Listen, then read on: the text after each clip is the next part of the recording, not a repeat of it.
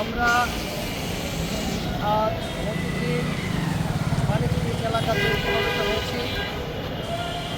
আপনারা জানেন, বাংলাদেশে যতটুকু উন্নয়ন স্বাধীনতা উত্তর আজ পর্যন্ত হয়েছে, তাই দেশের শ্রমিকদের অবদান সবচেয়ে বেশি। যারা উন্নয়নের সাথে পরিকল্পনা করেছেন, বাস্তবায়ন করেছেন, সবার প্রতি আমাদের কৃতজ্ঞতা। সেই সাথে যারা ন্যূনতম পরিমাণ অপরাধ ও দুর্নীতি করেছেন, তাদের বিচার হতে হবে। আজকে বৃষ্টির দিন, সাধারণত ঝড় বৃষ্টি আসলে মানুষ নিরাপদে ঘরে যায়, আর এই বিদ্যুৎ শ্রমিকরা তাদের জীবন বাজি রেখে জনমানুষের নিরাপদ বিদ্যুতের জন্য রাস্তায় বের হয়ে যায়।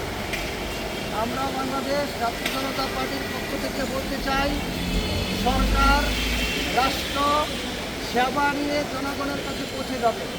এটা আমাদের দাবি, যেভাবে উন্নত রাষ্ট্র হয়। আমরা বলতে চাই, বিদ্যুৎ শ্রমিক থেকে শুরু করে সমস্ত কল কারখানা যেখানে শ্রমিকরা কাজ করে, তাদের নিরাপত্তার স্বার্থে, দক্ষ জনশক্তিকরণ করার স্বার্থে রাষ্ট্র কর্তৃক, সরকার কর্তৃক হাতে কলমে প্রশিক্ষণের মাধ্যমে ঝুঁকিপূর্ণ কাজগুলিতে যারা কর্মরত থাকেন, তাদের নিরাপত্তার ব্যবস্থা করতে হবে।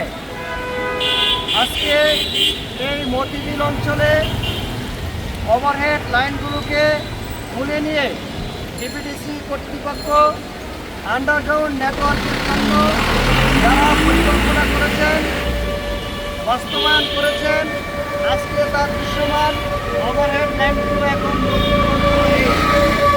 আপনারা জানেন, এটা ওভারহেড থাকবে না।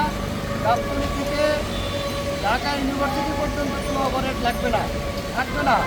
আমরা বলতে চাই, সারা বাংলাদেশে এখনও পেপার পত্রিকা খুললে দেখবেন বৈদ্যুতিক তার ছিঁড়ে সাধারণ মানুষ হতাহত হচ্ছে। প্রায় সবসময় বৈদ্যুতিক লোকজন দুর্ঘটনার শিকার হচ্ছে।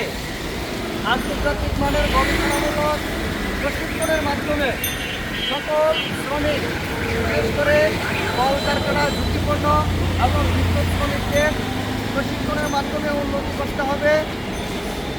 এই বলে আমি আমার বক্তব্য শেষ করছি। সবাইকে ধন্যবাদ।